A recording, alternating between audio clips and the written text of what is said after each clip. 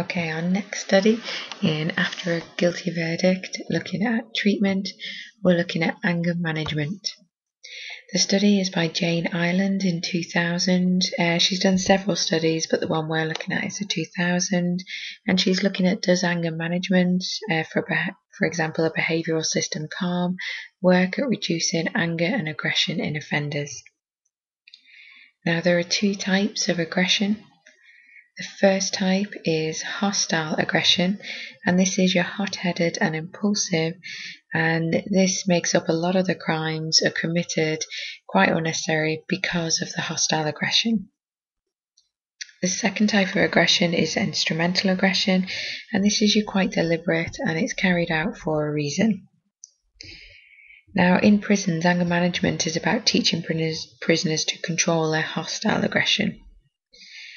Now, CALM is available for violent offenders who launch unplanned attacks through losing their temper, and these attacks are often fueled by drugs and alcohol. A course typically consists of about 26 sessions arranged in 6 blocks or modules designed to teach skills about emotional control, so how to control our hostile aggression. The first session looks at motivation, encouraging the prisoners to want to change the way they're acting.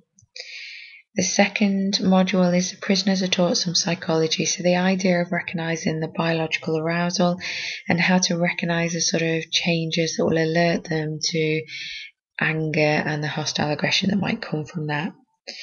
The third one is the participants learn about irrational thoughts, irrational thoughts, so how to argue against irrational thinking and how to replace it with thinking that is less likely to lead to the destructive behaviour.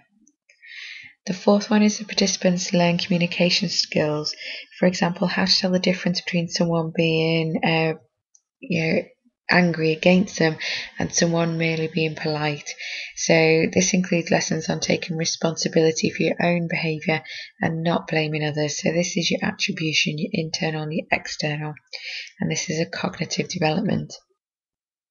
The fifth one is what happens when you get feelings of jealousy and depression and anxiety. And a lot of prisoners have sort of a Superman feeling that they need to control all of these things, and it's about addressing those emotions, those mental states. Now, this is all about young offenders. It's about getting prisoners while they're young and trying to fix these cognitive deviances within them to try and improve reoffending. Now, it's a naturally occurring experiment, and the reason it is a naturally occurring experiment is we have a control group. So we've got 50 young offenders who receive the CALM programme, but then we have 37 who are suitable for the programme but haven't completed it or started it yet. Now, the measurements of success of the CALM programme come in 3 types. So the first one is we have the cognitive behavioural interview, and this is where Jane Ireland interviews them to talk about the development of aggression. Has it calmed them down or not?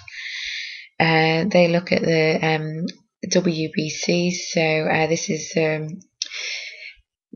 the wardens in the young offenders ward rating angry behaviour a week before this interview, and they look at 29 angry behaviours and they rate them.